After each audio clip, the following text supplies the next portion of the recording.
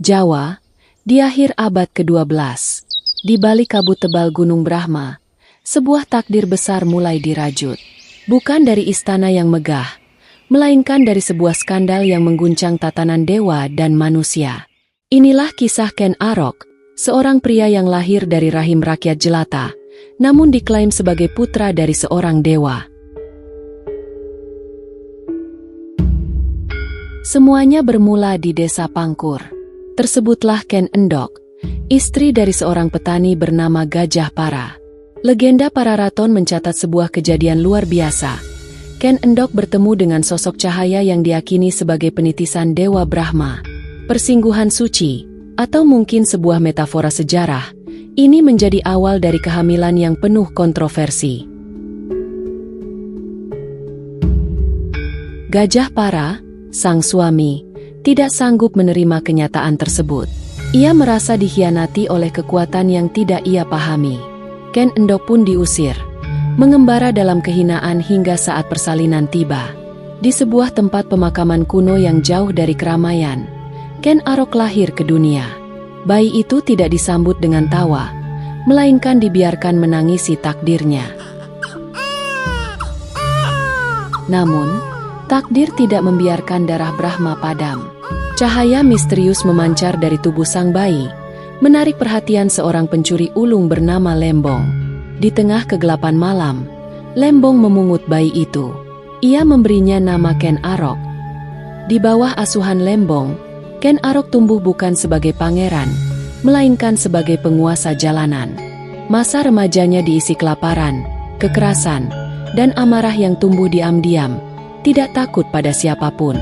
Ia sering terlibat perkelahian, perjudian, dan pencurian kecil. Namun di balik perilaku liarnya, tersimpan kecerdikan tajam yang jarang dimiliki anak seusianya. Nama Ken Arok adalah sinonim bagi kekacauan. Ia adalah penguasa kegelapan yang menjadi buronan kerajaan Kediri. Namun, bagi semesta, Arok adalah kuncup yang menunggu mekar. Di tengah pelariannya, takdir menuntunnya ke sebuah tempat yang tenang, sebuah oase spiritual di tengah rimba. Segalanya berubah ketika Arok remaja bertemu Empu Loh Gawe, seorang pendeta yang melihat sesuatu yang tak kasat mata. Bagi orang lain, Arok hanyalah berandal.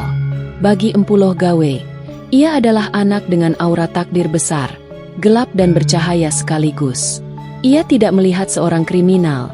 Ia melihat cahaya dewa yang tersembunyi di balik raga seorang pencuri.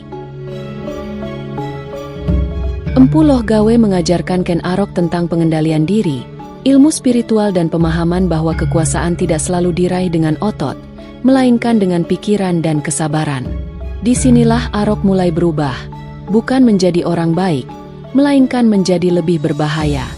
Ken Arok diajari membaca kekuasaan, memahami siapa yang kuat, siapa yang lemah, dan kapan waktu yang tepat untuk bergerak. Ia diarahkan mendekati penguasa Tumapel, Tunggul Ametung, bukan sebagai musuh, melainkan sebagai batu loncatan. Disinilah pendidikan politik dimulai. Tumapel, pada awal abad ke-13, hanyalah sebuah daerah bawahan kerajaan Kediri. Wilayah ini dipimpin oleh seorang aku bernama Tunggul Ametung. Seorang pejabat kuat, keras, dan ditakuti. Tak ada yang menyangka bahwa kejatuhan Tumapel akan dimulai saat seorang pemuda yang datang tanpa asal-usul jelas. Dialah Ken Arok. Saat Ken Arok tiba di Tumapel, ia tidak datang sebagai penantang kekuasaan, melainkan sebagai orang biasa yang ingin mengubah nasib. Dengan kecerdikan dan keberanian, Ken Arok mulai menarik perhatian orang-orang di sekitarnya. Ia kuat, cerdas, dan tak segan menggunakan kekerasan.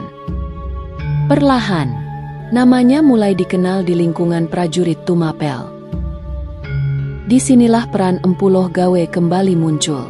Pendeta ini melihat bahwa Tumapel adalah panggung yang tepat bagi Ken Arok.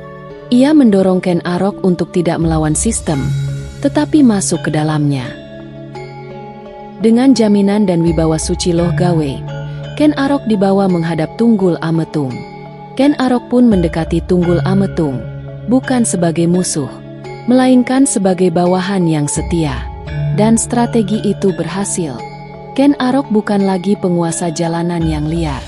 Di bawah asuhan Brahmana Loh Gawe, ia sedang dipersiapkan untuk peran yang lebih berbahaya, menyusup ke dalam birokrasi kekuasaan. Loh Gawe memahami bahwa satu-satunya cara menyelamatkan Arok dari hukuman mati adalah dengan menjadikannya bagian dari sistem yang memburunya. Menjadi abdi dalem, bukan sekadar soal pakaian. Arok harus membuktikan kegunaannya. Ia mulai bertugas menjaga keamanan pasar dan wilayah pinggiran. Keberaniannya dalam memadamkan pemberontakan kecil dan menangkap sesama kriminal membuat Tunggul Ametung mulai memberikan kepercayaan penuh kepadanya. Inilah titik balik sejarah Nusantara. Tanpa perlindungan politik Loh Gawe, Ken Arok mungkin berakhir di tiang gantungan. Namun kini, ia melangkah masuk ke jantung kekuasaan sebagai abdi.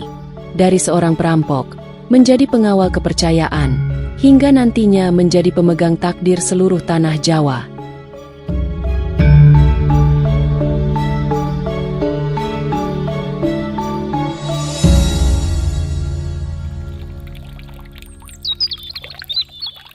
Suatu sore di Taman Baboji, Ken Dedes, istri sang Aku Tumapel yang dikenal karena kecantikannya yang luar biasa, sedang menikmati angin sore.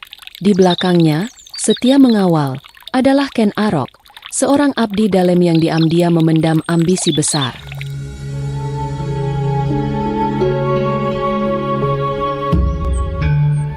Saat angin menyingkap kainnya, sebuah pemandangan mistis tertangkap oleh mata Arok. Betis Ken Dedes memancarkan cahaya yang menyilaukan, sebuah pertanda surgawi. Dalam naskah Pararaton, cahaya ini disebut sebagai tanda seorang Nareswari. Siapapun yang memperistri wanita ini, ia akan menjadi raja dunia. Terguncang oleh apa yang dilihatnya, Arok menemui gurunya, Loh Gawe. Sang Brahmana membenarkan, wanita itu adalah pemegang kunci tahta Jawa. Pertemuan di taman itu bukan lagi soal nafsu, melainkan soal wahyu ke Prabon.